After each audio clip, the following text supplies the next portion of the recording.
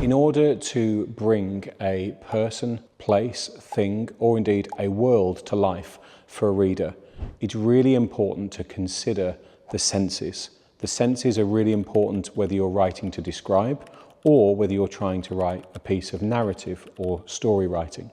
Out of the 5 senses, the 3 S's and 2 T's, so we have sight, smell, sound, touch and taste. Taste is probably our least important. And taste, when trying to write about taste and describe taste in pieces of creative writing, can often sound quite forced. So instead, it's best to focus in both descriptive and narrative or story writing on the 4 senses: sight, smell, sound, and then touch or feel. Touch or feel is important to consider because there are both external feelings, say feeling of cold on the skin, or an internal feeling, like a feeling of dread or having butterflies in the stomach. So touch, remember, is double weighted, externally and internally, and taste is probably best to leave.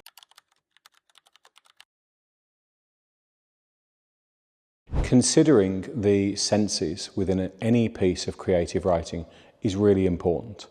Imagine if you are only writing with a consideration of sight, providing the reader simply with things they can see. Subconsciously, the reader is reading along with all of this wonderful description of things that they can see, but with no sound, no smell, no feeling.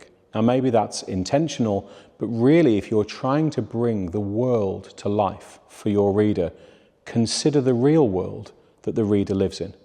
Yes, of course, they will want maybe the majority of their experience to be sight, but then they will want sounds, they will want smells, they will want feelings, external and internal. So always consider the needs and the experience of the reader as you are writing.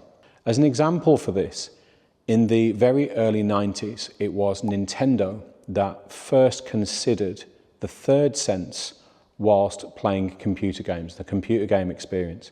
Computer games up to this point had focused on the visual and the audio. So you have the idea of seeing the game and hearing the game. In the very early 90s, Nintendo brought something out called the Rumble Pack. So it meant that the game player could experience a vibration in their hands, and they brought a 3rd human sense into the gaming experience. A couple of years later, PlayStation did something similar, and now, 2025, it's very, very common for people playing games to experience them with those 3 senses. So for you as a writer, consider the experience and the needs of your reader at all times.